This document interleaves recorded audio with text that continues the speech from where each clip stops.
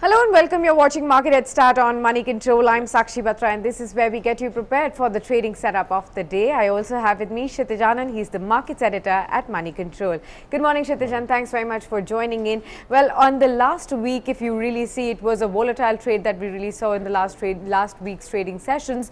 But apart from this, the entire week, if you really look at all the benchmark indices, the Nifty and the Sensex, they actually ended with mild losses. But this week will be very crucial in terms of which way the markets really go. Will it be more consolidation or will we see higher levels from here on is the big question. Right. So Kshitij, what are the big global cues that you're looking at and what kind of weekly trade are we looking at for this one?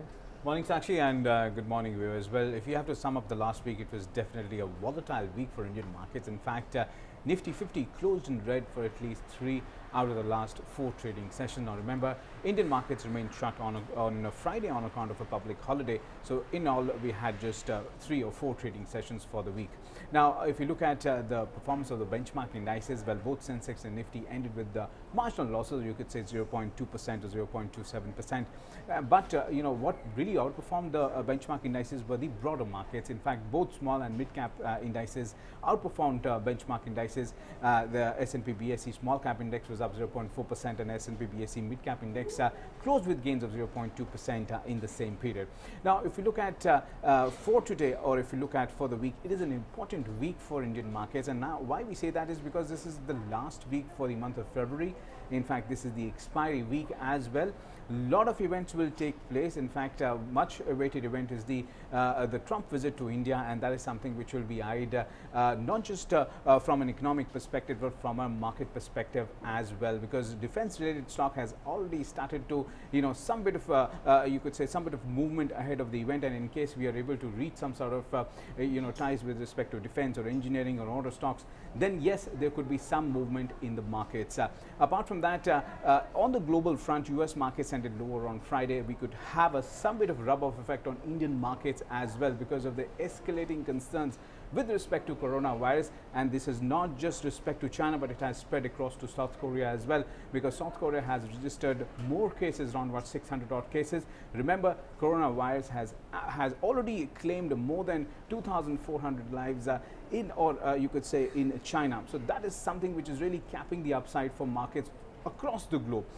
For rupee, in fact, it depreciated slightly against the US dollar on Thursday. Apart from that, the good part is that foreign institutional investors are back. In fact, they've poured in more than 1,400 crores into Indian equity markets in the last trading session. So all in all, I think we should head towards or we should actually retest 12,040 and 12,000 levels in today's trading session. But the good part is that there's enough firepower around about the support zone of 12,000.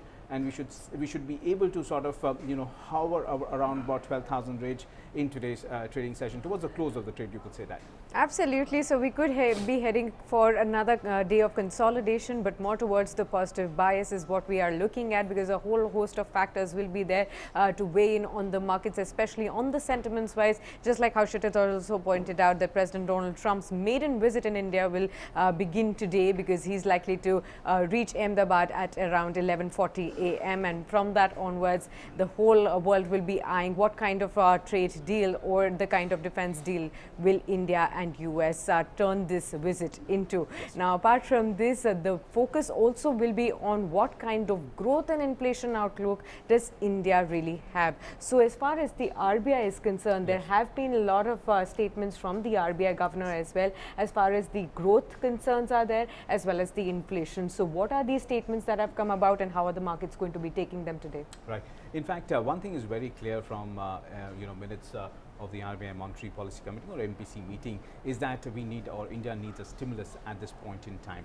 Now, yes, in fact, India needs a stimulus, but at the same time, RBI also cautions that inflation is likely to inch higher. Now, if you look at the inflation data for the month of January, it has already scaled above 7%, in fact 7.59%, which is actually higher than the RBI's comfort level of 6%, and the higher band is 6.5%. So we are already, the inflation data is already you know, coming in at above the RBI's comfort level. Now, what exactly RBI has done in the last policy meeting is that, yes, it kept the repo rates on hold or a status quo stance, but maintained an accommodative outlook with respect to rates, and that is something which is a very positive sign. Apart from that, RBI has also introduced plenty of measures for the effective transmission of rates into the system, and that is why we saw a lot of banks coming up or lowering their at least the MCLR rates in the due process or after the RBI monetary policy meeting. Now, yes, we need some kind of stimulus or external stimulus at this point in time to really boost the economy. But at the same time, if you look at the external factors, if the coronavirus logjam extends for another month or so, or maybe 2 months or so, we're already seeing slowdown in China. A lot of global brokerage firms have come out with their statements saying that the China or the growth rate for China, which actually will be reduced or will be cut by at least 1.5 percentage points. Yeah. And if this logjam extends further, then yes, the growth, or you could say the growth for Indian economy as well, is something which will take a back seat, or it will at least get delayed for some more time, because a lot of things are dependent on China. It is supply disruptions are already there.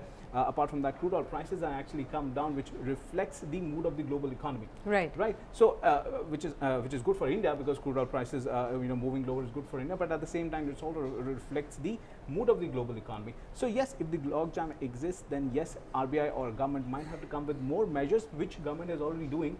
They've met with industry leaders. So yes, if the logjam continues, yes, we need some more measures to really stimulate the economy at this point in time. Absolutely. So all that will be important to watch out for today. But again, we also have to keep an eye out on the technical charts and which way are the technical charts pointing at how the Nifty will be charting its territory today. So, what are the big expectations and the crucial levels to watch out for today on the Nifty? Right. So, with respect to technicals, Nifty 50, it was not able to maintain or hold on to that 12,100 level. Now, for today, 12,040 will be an immediate support for the Indian markets, and then 12,000 level will be a crucial support. Now, on the high side, 12,150. In fact, if you look at the 50 days exponential moving average, which is placed at 12,141, it has acted like a crucial bit of resistance for the Indian market. So, for today, the crucial levels to watch out for today would be 12,040 will be the first bit of support. Below that 12,000 level, there will be an immediate or a crucial bit of support for Indian markets.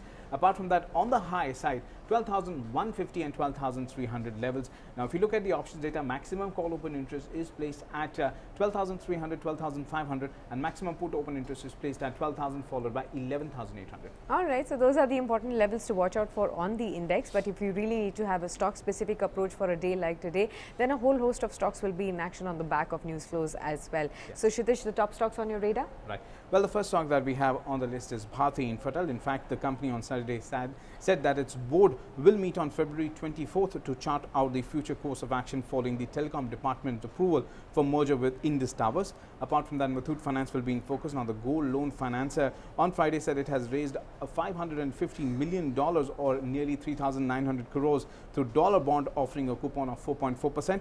Biocon will be in focus. Now, it has the company or the pharma major said that it has received 3 observations from the US health regulator following inspection of its insulin manufacturing facility in Malaysia. And Sakshi, I believe that you're also tracking some stocks based on what brokerages are recommending? Absolutely, Kshitish. 2 stocks on my list. Let's start off with IndusInd Bank first. HSBC has put a buy list on the stock. The target price has been given at 1,825 rupees. Remember, the previous target was 2,000 rupees. So there's been a slight downtick. However, the company believes that they continue to see healthy ROE of 18% on the company. Bharti Infratel is going to be in focus. It is on Credit Suisse radar. They have maintained an underperform rating on the stock with a target price of 200 rupees. So you could see a bit of negative reaction based on the stock, based on this report as well. Now, the company has got an approval for a merger with Indus Towers. This could be in turn positive for both the telecom operators or the incumbents, Bharti Airtel and Vodafone Idea, as Vodafone Idea could also be monetizing its stake, and which can aid in